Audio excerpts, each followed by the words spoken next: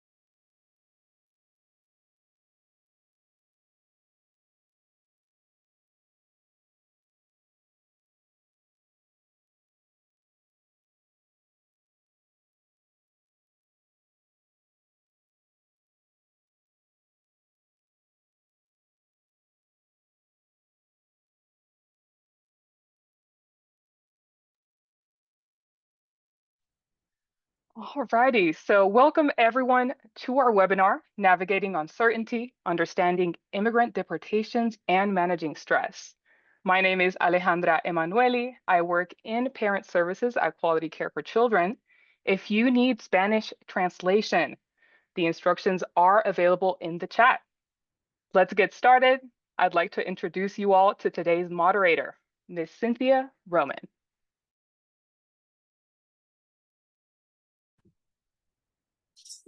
Hello, everyone. My name is Cynthia Roman, and I'm the VP of the Family Stabilization and Wellbeing Department at the Latin American Association. The Latin American Association stands as the oldest and most comprehensive nonprofit organization dedicated to the needs to the Latino and Hispanic communities in Georgia. And I'm a social worker with 24 years of experience working with Latinos in Georgia, Puerto Rico, and New York. And I'm super excited to be here and honored to be facilitating this important and relevant conversation. Today, the webinar topic will be about navigating uncertainty, understanding immigrant deportations, and managing stress. It's brought to you today by the leading corporate sponsor, Carter's. For over 10 years, their support has helped QCC provide information and resources to families. If you're watching this later on in YouTube, you can go ahead and like and subscribe. If you're interested to learning more about what we are doing, please click on the notification bell so you never miss another Parent Power webinar. Welcome again, and thank you for joining us for Navigating Uncertainty, Understanding Immigrant Deportation, and Managing Stress. We recognize that uncertainty can deeply impact families, especially when faces complex and stressful situations. This webinar aims to provide valuable resources and strategies to support mental health, mental well-being for individuals and families navigating these challenges. So today we will explore key components, including provide coping mechanism and stress management techniques to promote well-being, provide steps for families to prepare for potential separation, including legal documentation and emergency contacts. And also, additional, we're going to discuss how to access legal aid, advocacy groups, and emergency assistance. Quality Care for Children is committed to ensure families have access to information and support rooted in inclusivity and community resources. While immigration policies can impact many aspects of family life, this session will focus on emotional resilience, stress management, and community support. So please note that the information shared in this webinar is for informational purposes only and should not be considered a legal advice. For legal advice guidance, we encourage you to consulting a qualified attorney. We are honored to partner with both an amazing partners that we have today, Ms. Astrid and Leslie, Both are part of organizations that are dedicated to supporting families during difficult times of uncertainty. Please look forward for an open and supporting conversation. So the webinar today have 3 segments. This is our panelists, Leslie Gutierrez and Ms. Astri. So this webinar will be 3 segments. The first segment will be about questions, about general discussions. The second segment was about scenarios that parents were brought through the webinar when they sign up. And then the third section is about the Q&A question from the chat. So let's start the webinar. At this time, I would like to introduce the panelists, Ms. Astrid Ross. She is the City of Knowledge School, elementary middle school principal. She's executive director of the Mental Health Support Network. And also, I would like to introduce Ms. Leslie Gutierrez, Ser Familia. She's part of the Ser Familia Inc., and she's a mental health counselor. So welcome both panelists to our webinar today. Thank you all for joining us and share your insight on this important topic. We're going to start with a chat from our panelists about support system and community resources available to families, as well as coping mechanism when handling uncertainty in immigrant situations. Remember to leave your question in the QA section, not in the chat. So we're going to have a couple of questions to the panelists to start the conversation. The first question for them is, what are the effective coping mechanisms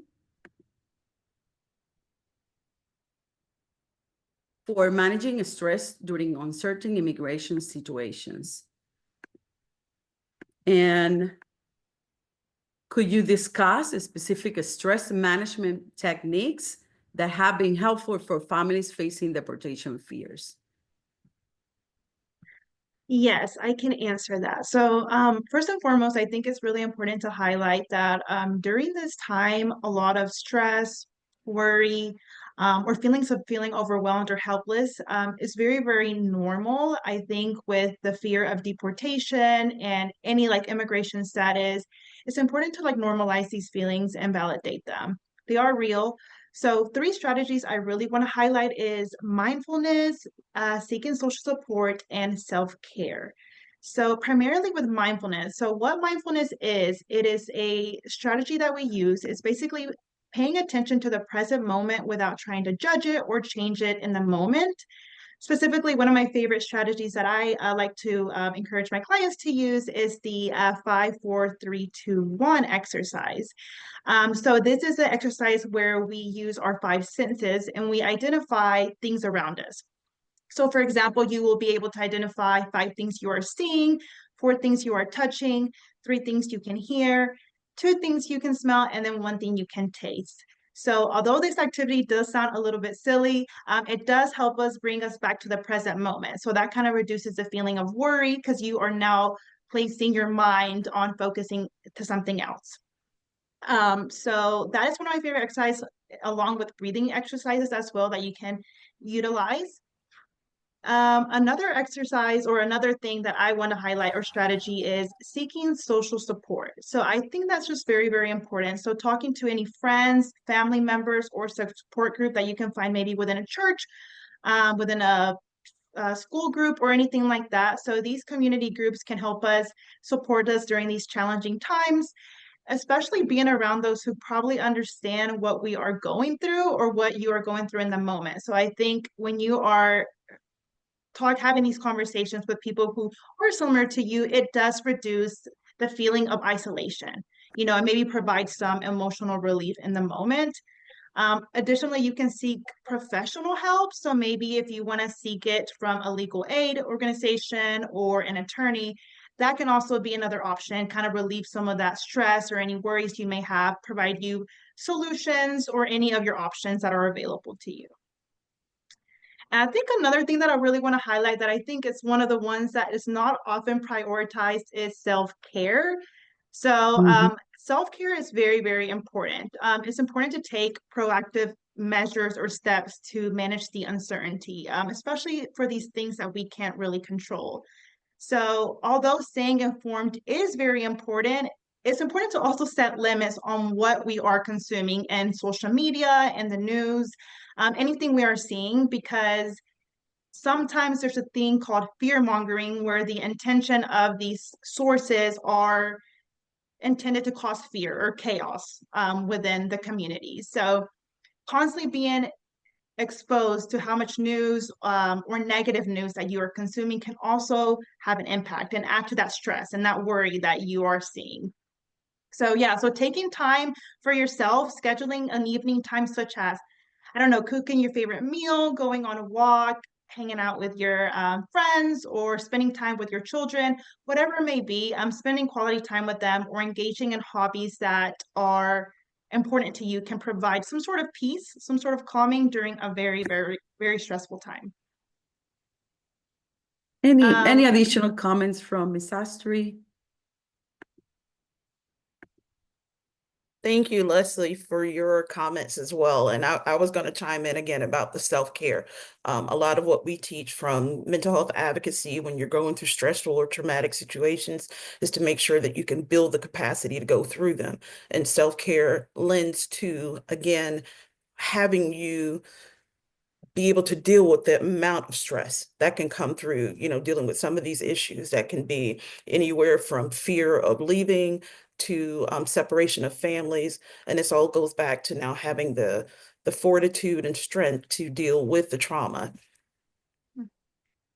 Definitely. Thank you so much for both panelists. We're going to have a second question about how can communities better support immigrants' families beyond immediate crisis situation? And could you share any success story or positive outcome from families that have been navigating similar challenges with support? Sure. Thank you, Dr. Roman. So the first part of this question, as far as supporting immigrant families, supporting families beyond this immediate crisis, it needs to have an inclusive environment that addresses not just the short-term needs, but also the long-term needs, and leveraging some of the strengths from these communities. Building trust through accessible services is essential to this process. Looking at organizations and institutions that can be supportive, like schools, churches, work centers, they can deliver services that cater to immigrant family needs. And a lot of these organizations can serve as initial points of contact. They can help address the pressing concerns, answer questions, and connecting families to additional resources. Now, the importance of promoting positive narratives can go a long way in complementing these efforts, highlighting the contributions that immigrant families make to communities. Something as simple as sharing success stories, which is a part of the second part of this question. This approach can help shift the public perception and counteract the negative stereotypes that can add to some of the challenges that families have when they're navigating these spaces. It's also important to facilitate social services and those supports and those networks. Support groups, similar to what our organization, NAMI, the National Alliance on Mental Health, has a plethora of support groups that people can join and listen to. Their support groups within specific community organizations, things that are language specific, culturally competent. Those are supports, and they can also go into what I like to teach is called a toolkit of self-care. Having those supports helps give you that fortitude, again, building that capacity to go through these situations. Things like ensuring access to essential services, providing immigrant families with access to fair housing, healthcare, education, and employment opportunities. The stability in these areas helps to enhance their abilities to adapt and thrive in these new environments. Another shifting from a grassroots effort to engaging in policy advocacy. That's very, very important because this can help compound the success by collaborating with local and state governments to implement policies that support immigrant families. So we have to have a multi-tiered approach of having, some success and support. We do a lot of grassroots effort, and a lot of these organizations that are on today, we work in that grassroots space. But looking at things legislatively and from the top down is where a lot of that work can help give that support as well. And to answer the second part of the question, Dr. Roman, about the success stories, there are so many success stories that lend towards these positive narratives of supporting immigrant families. One specifically here in the state of Georgia, I know a lot of you have heard of what we call the Ellis Island of the South, and that's Clarkston, Georgia.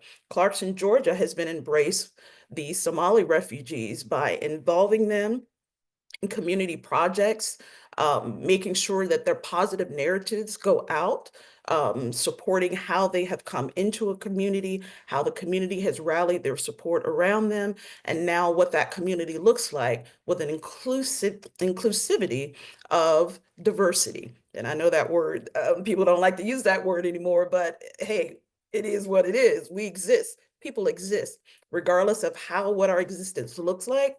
That support and things like positive narratives around what does a diverse community look like. Those positive narratives go to fortify that community once there has been a diverse blending of cultures and races and ethnicities. Another example is Stone Ridge, New York.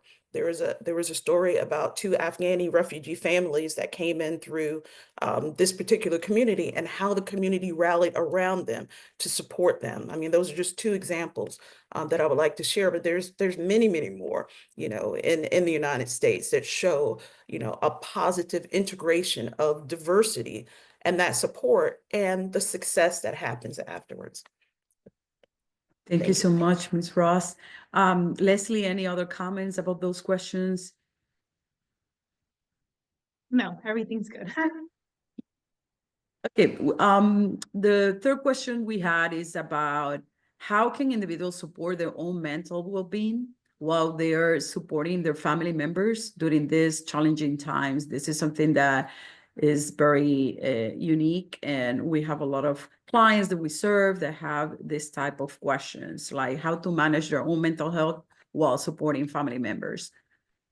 Yes, I can answer that, Dr. Roman. So kind of building off the question that I answered earlier, supporting, again, the self-care, that's very, very important, but supporting both your own mental health well-being and the ones of your families during these challenging times can be a delicate balance. So it's first and foremost, it's important to notice that or know that in order for you to support other people, you have to be able to be good too and kind of take care of yourself. So setting boundaries and prioritizing your mental health well-being, because sometimes it can be easy to get caught up in trying to be there for everybody, but it's important to set those boundaries to protect your own self as well. You can use some of the strategies that I mentioned earlier, like prioritizing self-care by doing things you like, going on walks, anything like that, but also being intentional about setting that time for yourself throughout your day. So it can be 5 minutes in the morning, maybe 15 minutes in the evening, 30 minutes, whatever it may be, but being intentional with your time can be very helpful. And also just to highlight, taking care of your own self doesn't necessarily mean you're being less supportive or selfish.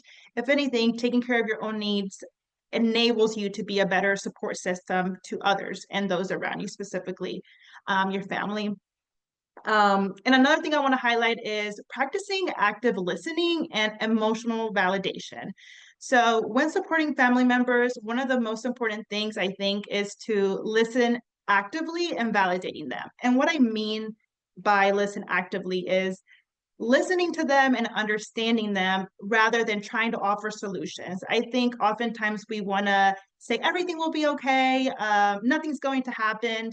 But although it may seem like we are helping in the moment, we're actually invalidating the feelings or the concerns or worries that they're having in that moment. So the most helpful thing that we can do is just sit there and listen to what they're telling us and validating, rather than just offering solutions right away. Just acknowledging their feelings, creating a safe space, like, hey, like, I understand what you're going through, right? I can see why that would be very stressful.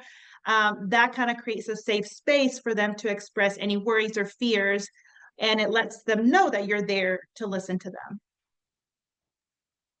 Thank you so much, Ms. Leslie. Any other comment, Ms. Astri? Yeah, Leslie she hit it right on the head. One thing I did want to piggyback on something she said earlier as far as the self-care. When it comes to supporting your own mental health and well-being through these difficult times, because it can be this particular issue that we're discussing as far as deportation, the disruption of families, the uncertainty of future.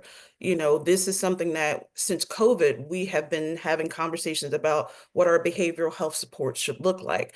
So in these particular tough times, you know, I teach a class that's called the Mental Health Toolkit, and I teach people how to build well, metaphorically, it can be metaphoric or it can be literal, a mental health toolkit where you have a place, either virtually or in real life, where you store all the things that support your mental well-being.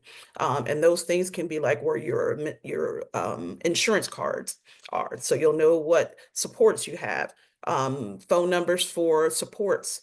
If you have a behavioral health diagnosis, where your hospitals are, where your all the things that you will need to have while you're going through a crisis, but you don't want to have to find them while you're in crisis. So I think, you know, preparing ahead of time, like Leslie said, being intentional. Intentional is a very important word. And another word that exists in these conversations that we talk about in our talks about community and diversity is communal. We're not individuals. Lean on your supports, lean on your families, lean on those people who are part of your community, because they are tools that you can put into that toolkit that once you're in that crisis, that they will help support your mental well-being. Thank you so much. We have another questions, two more. One is, how can families can create an effective safety plan that include legal documentation and emergency contacts? Are there community resources available to help families develop and implement these safety plans? So that question is for me, Dr. Roman. Yes. Yes. So creating an effective safety plan that incorporates legal documentation, emergency contacts is so essential because it helps to ensure that the well-being and preparedness of those family members will be enacted when that situation arises. And there's different ways that you can do that. You can, again, like I talked about the mental health toolkit, you can build this as a toolkit. You can literally go to Home Depot, Walmart, and go get a toolkit, literally a box that you compile all of your specific information. Like if you want to compile essential legal documents, birth certificates, passports, marriage license, legal residency, citizenship papers, put all those things into that toolkit. If it's a virtual toolkit, you know, put it into a virtual storage where you'll be able to access it. But we do recommend that you have physical copies of things readily accessible. And we got a lot of conversations about people being picked up just at the grocery stores, at church, and not having, you know, documentation with them. So even if you do store something physically, make sure that you have access to those documentations in a virtual space as well. Establishing clear emergency contacts, you know, create a list of primary and secondary contact numbers like family members, trusted friends, neighbors. Also ensure that all your family members know how to access these contacts, because if you are pulled out of the equation for whatever reason, or an essential family member who's the one who, like a mom who disseminates all information to the entire family, make sure you have a backup. Who else has access to this information? So that if you are pulled out of that equation and you're one of the family managers, I'm an older sibling, so we're called the family manager. So if I was out of the equation, my brothers wouldn't know what to do. So make sure that you have a backup and people know exactly where that storage of information is. Also, don't be afraid to communicate clearly to your family members. Don't assume that everyone knows what's going on or everyone knows the plan. Make sure it's discussed, and like Leslie says, being intentional about these things, being prepared is the best route to take. The second part of this question, are there any community resources available to help families develop and implement these plans? Yes, there's lots of community resources. The organizations that are on this call right now, so Familia, Mental Health Support Network, NAMI, has different offices in different counties in the state. There's a plethora of organizations, and those that are specific to your culture and your community as well. So, seek those out and reach out to them, ahead of time and see what they offer. A lot of organizations now are offering seminars similar to Quality Care for Children that are specific to your cultural needs. I'll use an example like CARE Georgia. CARE is the Council of American Islamic Relations. So they do things that are culturally specific to the Muslim community, and they can give you resources and information. So definitely reach out to your community resources, because they can have some additional things that can go into your toolkit to help you and your family be more prepared. Thank you so much, Ms. Ross. Leslie, any other additional comments on safety planning? Yeah, just to add one more comment, I think it's important to highlight that, like Astrid said, these are conversations that need to be had. And I know sometimes it can bring a lot of additional worry and stress to even consider it. Like, you just don't want to talk about it. You kind of probably want to put it away and not open up the toolbox. But it is really important to be proactive rather than reactive. And kind of going back to a guide to prepare, I know Latino Community Fund in Georgia, they actually have a whole guide already on how to prepare for these things. So if you need a step-by-step, or you want it to be kind of broken down for you, definitely reach out or go on to their website. They have a whole guide for you that you can access. I would like to add something from at Latin American Association. What we do also is help them to identify family members that can take care of their children, like temporary custody, and that's part of the guidance and safety plan for immigrants. But that's very important. But also talk to their consulates, right? Just maintain your documentation in order, like if you need to do double citizenship for the children, those things are very important. We have seen, and we had, being part of these groups too, and we have seen that's super helpful for immigrants just to document themselves and be prepared for any emergency. But thank you both for all these techniques and advices. I think that is very important for families to take notes of this safety plans. The last question we had is, what are some practical steps individuals can take to access legal aid and advocacy group in their communities? Can you share examples of successful community collaboration that have supported immigrant families in crisis? Ms. Leslie can start. Yes. So specifically with like access to legal aid, again, there's a lot of different nonprofit organizations in the area that have already that information. So it can be a set of attorneys. Specifically, I know Galeo has a website under community resources, I believe, and that's where you can see all these different like law firms that can help. They also have nonprofit organizations that help like with the low cost. If you are seeking like your own like immigration help or anything like that, there are some law firms that provide free consultations that maybe can kind of prepare you, and you can get an idea, without having to commit to anything just yet. There are resources. So I know Galeo is really good. They have a great website for you guys to access, but also Latino Community Fund. They have a guidance, like I mentioned earlier. They also have knowing your rights cards, kind of understanding what are your rights, Exactly. and if you were to encounter the situation, what could you do? So definitely checking Latino Community Fund out as well. They would be a great resources. And they also provide, I believe, health services and some sort of other access, and they provide where you can get access to food. So if you are needing any food emergency assistance, anything like that, they have a reference of different places that you can reach out to within your area. And I guess Ser Familia as well. I am a counselor here at Ser Familia, as Dr. Roman mentioned earlier. We've also have done talks with immigration attorneys where it's free of charge. You can come here, and I'm not sure if there's one coming up soon, but you can come here and they'll provide answering any questions that you may have, kind of relieve some of those uncertainties on what to do and anything like that. So there are resources, kind of like Astrid said earlier. There is a community. It's a community collaboration, helping each other. There are a lot of different places that you can go, maybe even churches. Maybe churches may have a support group of people who also may be dealing with the same thing. So there's different organizations that you can reach out to and do more research, but the help is there. Thank you so much to both of you. Now we're going to start the second session, sections of the webinar. This is about some questions that have been provided by our parents who sign up for the webinar. I'm going to read some of the scenarios that they have shared with us, and any one of the panelists can explain or support more this, how to manage these situations.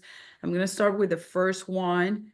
I have been experiencing severe anxiety due to the uncertainties around my immigration status, and I feel overwhelmed and I don't know how to manage my stress. What coping mechanism or mental health resources can help me navigate these emotions? Any of the panelists can answer. Leslie, do you want to do this one? Yeah, I can go. So yeah, like I mentioned earlier, some of the strategies, self-care and basically relying on your support system that you may have.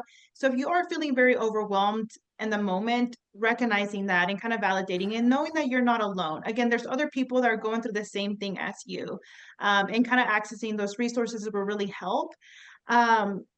One thing that I want to add that I didn't talk earlier was journaling. So journaling would be really helpful, kind of writing down any thoughts or feelings that you may have, acknowledging them, putting them down. That way you allow yourself to feel that stress and not try to push it to the side, because if you keep pushing it to the side, it's just going to keep prolonging it, So kind of writing down, what solutions can I do? How can I better prepare for the situation if something were to happen?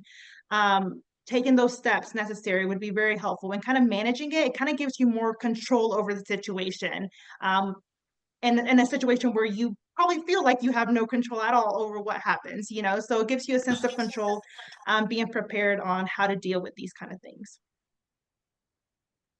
Perfect. We have another scenario that was shared with one of our parents. I'm a mother of 2 small children. I recently learned that my husband is at risk of deportation, and I'm unsure where you turn for legal advice or emergency assistance. What steps can I take to access reliable legal aid? So facing deportation of a spouse can be profoundly challenging, especially when you have young children involved. It's crucial to access reliable legal assistance and prepare for any eventuality to safeguard your family's well-being. One thing I would suggest is, first and foremost, seek reliable legal advice and assistance. Accessing legal counsel, even here in the state of Georgia, there's different organizations that offer free and low-cost immigration legal services. There's an organization called the Georgia Asylum and Immigration Network, with the acronyms GAIN. They help with assisting with asylum applications, removal hearings, T visas, U visas, violence against women, etc. There's also organizations like the Latin American Association that supports with the adjustment of status, family-based petitions, naturalization, deportation defense. You have other organizations like Immigration Hope Atlanta, which offers assistance with adjustments of status, asylum applications, employment authorizations, and family-based petitions. Aside from that, like Leslie said, develop a family preparedness plan. Don't wait until you're in the middle of this crisis to now have a plan. The worst thing in the world is to be in the house and cut your finger and not have a Band-Aid. Make sure your Band-Aids are in place. These are the things, again, with the toolkit. Where's the tool to help me in this particular instance? So if you're developing a preparedness plan, put things in there like emergency contact lists. I know this sounds like we're repeating these things over and over again, but it's so important. Temporary guardianship papers. She had mentioned, Dr.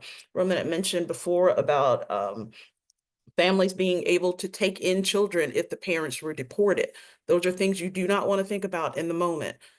Important document, once again, birth certificates, passports, medical records. And also using community resources. We talked about the legal resources. There's also other resources that can help with legal aid, that can help with things like housing and food security while you're going through these challenges. It's all about, again, preparing a plan. Okay, we already know what the environment looks like. We know what the, as we would say, the temperature is. Just get prepared. The more prepared you can be, the easier the process becomes. And I hate to use that word easy because this is not an easy process. This is not an easy scenario. This is not, tearing families apart is the worst possible thing that can happen. But what's worse is when your family's being torn apart is that you don't have a plan. You don't have a clue. So, the best thing you can do is plan, even for the worst things to happen for your family. Thank you so much.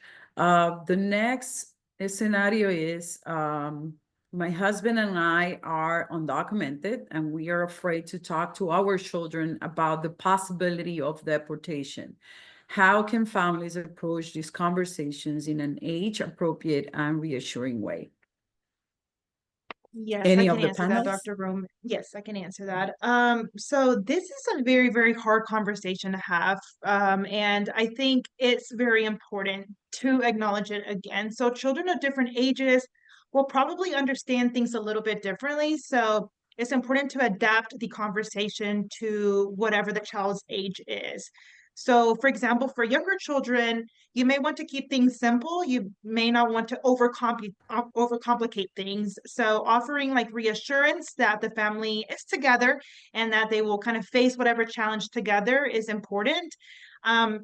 It's important to not also to avoid adding additional fear. But it is good to be honest. You don't want to add more fear than it's needed because they already probably have that fear present. But being honest with them, having a conversation, what were to happen? We have a plan, and offering that reassurance can make them again feel more prepared in the situation. For older children, it might be more appropriate to explain the situation a bit more. So letting them know what's going on, having these conversations makes them feel more secure and hopefully better in case something happens. So encourage them to express how they feel, ask any questions, let them know it's okay. So maybe in the moment they don't have any questions, but allowing them that safe space to come back to ask you any questions you may have will be helpful. That way you can kind of help ease any of that worry or uncertainty that they will probably have. So constantly validating them and normalizing that their emotions of fear or worry are very valid, but that you guys have a plan, that you will face all the challenges that you encounter together, as a family. Mhm. Another scenario for the panelists. Thank you so much, Ms. Leslie. This is another scenario. I'm a teacher and I have students struggling in school because he fears his parents may be deported. How can parents support their children emotionally and help them feel secure despite their uncertainty? Well, this hits dear to my heart because I'm a school principal, have been for the past 2 decades. And I do have teachers who are coming to me with concerns that some of our students' families may be ripped apart. So, children living in fear of their parents' potential deportation, they often experience significant emotional distress, which can manifest as anxiety, depression, academic challenges, and behavioral issues. So as a teacher, teachers want to play a pivotal role in supporting their students first before even the learning can start. So if you have a child or a family that's dealing with some of these challenges, teachers have to also plan and be very intentional in how they provide that support and care for children. So if you're dealing with this, and this is, for a teacher, open communication as much as possible. Encourage honest discussions. Again, if children want to talk, you do have supports in schools. You have counselors, you have school psychologists, social workers. Connect the children to their supports if they want. Try not to let them lend into conversations that may lend towards anxiety or things that are uncertain, but be a good listener. As a teacher, again, encourage the families and the community to have a prepared plan.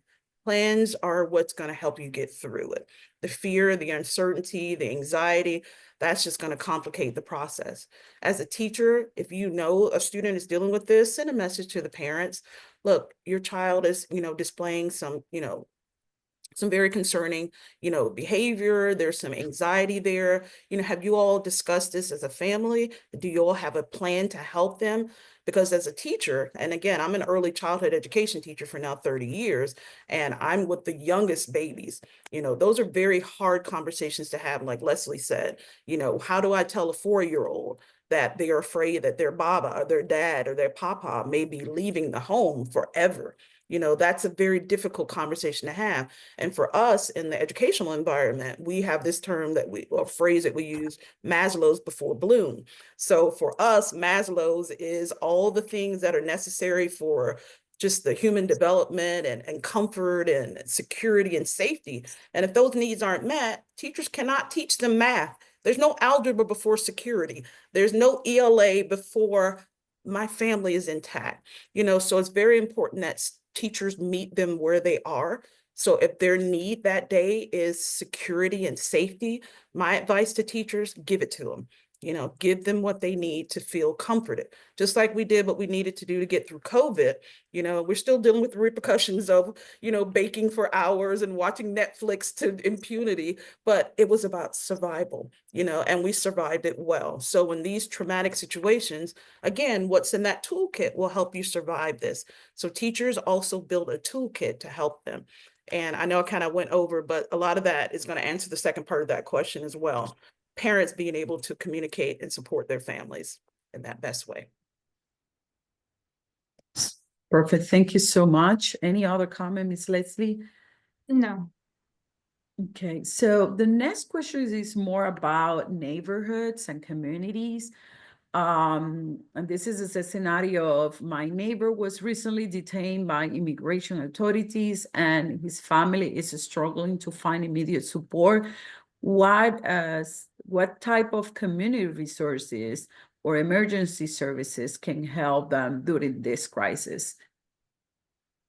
Yes. So I know we mentioned some of the other organizations earlier, but specifically with legal counsel, that would probably be a really great step. Many organizations do offer low cost, or sometimes free of charge, depending on the organization, but they specialize in supporting individuals that are currently detained. They will help you provide the next steps, so any legal advice, maybe help with representation, and will guide the family in the legal process.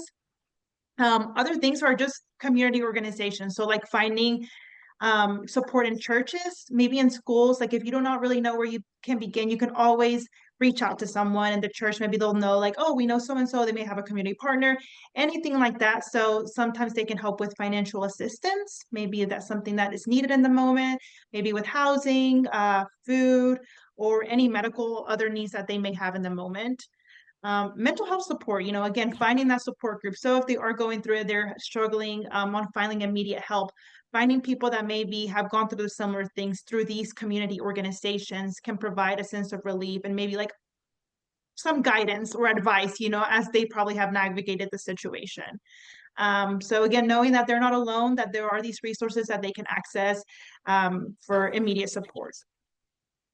Yes, one of the things that we recommend too is to avoid using legal services from people that are not certified to do legal advice, immigration legal advice. We have seen a lot of fraudulent practices in this environment when people are very desperate to seek legal advice. And unfortunately, sometimes there's people that take advantage of that. And so definitely we can share the list of these attorneys that we all share, that are people that we know they're certified, they're bilingual, they're cultural responsive, and it can help you navigate these uncertainties.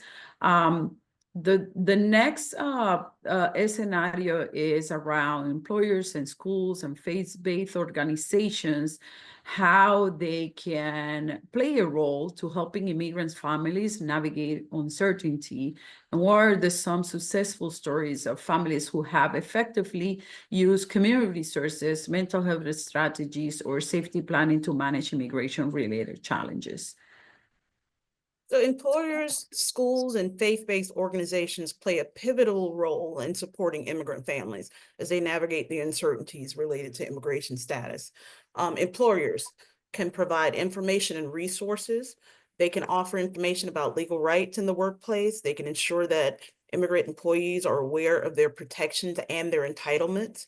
They can also offer flexible support. They recognize the unique challenges that families may face, such as attending legal proceedings or managing family emergencies. Employers can offer flexible work arrangements or leave policies. Schools can play a good part as well.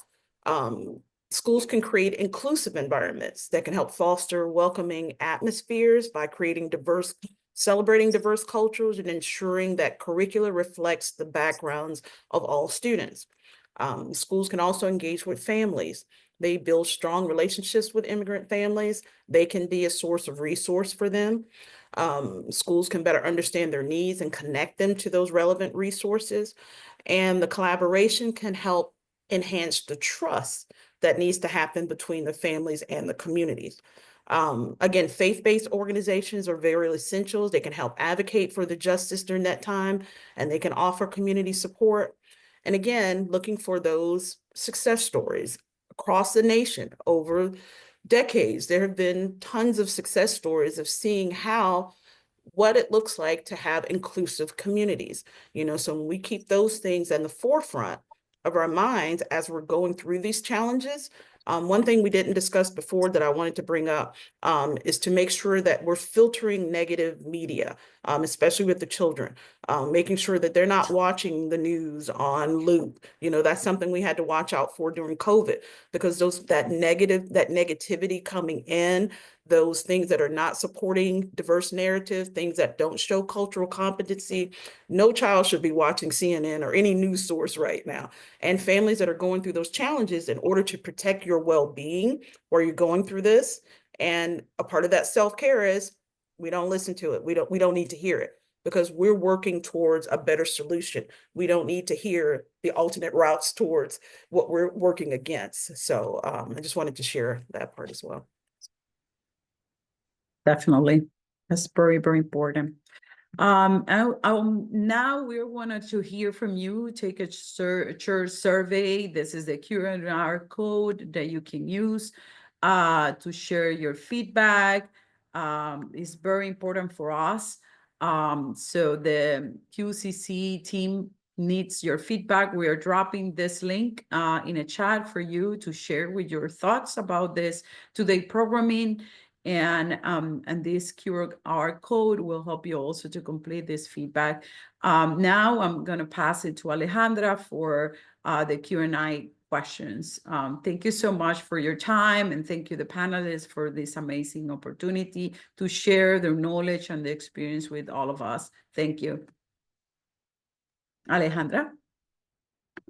All right. Hello again, guys. So this is usually our overflow segment where we ask the panelists questions that individuals may have in the chat, but we are running low on time. So it looks like we'll have to skip the Q&A portion of this webinar. Now, wait, I'm sorry. Yes, so before we proceed, we do have a quick question about our participants' native language. Please take a second and respond to our poll, which should be showing on your screen. And with that being said, we do want to thank all panelists and the moderator, Astrid, Leslie, and Cynthia. Can you please tell everyone about how they can find you and more about your organizations and any upcoming events? Yes, I'm sharing Sorry, I'm sharing the LEA website information in the chat for you guys to see. We have different services from emergency food assistance to other legal services and workforce development. So I'm sharing that. I'm also sharing the Latino Community Fund, Derechos en Ayuda, for everybody to share and take the opportunity to use. I don't know if the panelists would like to share anything else. Yes, I can go. So, like I mentioned earlier, I work for Sed Familia. We do some wraparound services. We have different resources. Specifically, we do have a program that we're focusing on in April, in a couple of weeks. So it's called Financial Achievement Club. So it's a program where participants will obtain different resources and opportunities to learn about savings, credit, budgeting, or debt, any other like financial topics. So it's kind of designed to set achievable goals and learn different strategies to better manage our finances. So this, I believe, has a max of 15 people or 15 participants in different offices. So I know their location will be in the office of Lawrenceville, in the office of Smyrna, and the office of Clayton, which I believe we're going to be able to send out that information after. So this class will be once a month, and it will be in person. And then we also have another thing coming up. This is a program, only a one-time thing, but it's an education on legal aspects related to estates. So we're going to have a talk with an attorney from ABC Estate and Legacy Planning. It's a law firm that provides resources to the Latino community to protect their lives and any assets they may have. This will take place April 12th from 10:30 to 11:30, and this will be in the Lawrenceville office. If you are interested for both of these, you can always call the office of Sed Familia. You can find the number on Google or on the website. And specifically for this program, it will just cover different things such as what is estate planning, any strategies, any wills, trust, anything like that, and a letter of power of guardianship. So it'll kind of give you some guidance with that. All right, and I'll pass it on to Miss Astrid Ross. I do want to state, though, we have 1 minute, so we want to keep it short. Oh man, I talk for longer than a minute. So what I did is I put my contact information in the chat. Our nonprofit email, our nonprofit website, the Mental Health Support Network, we do provide educational services.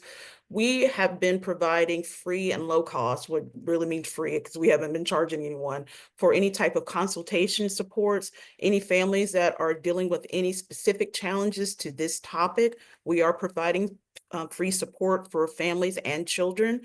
We also do the mental health toolkit on demand for anyone that wants a class. We can come and provide that class and tailor it to the specific needs. And I put my email and contact information in as well. Thank you. All right, so we would like to thank our sponsor, Carter's. Of course, we greatly appreciate their commitment to help and nurture children and to build communities in which children can thrive. We do always want to mention our Georgia Parent Power Text Service. Text CARE to 877-255-4254 if you want to receive information related to child care.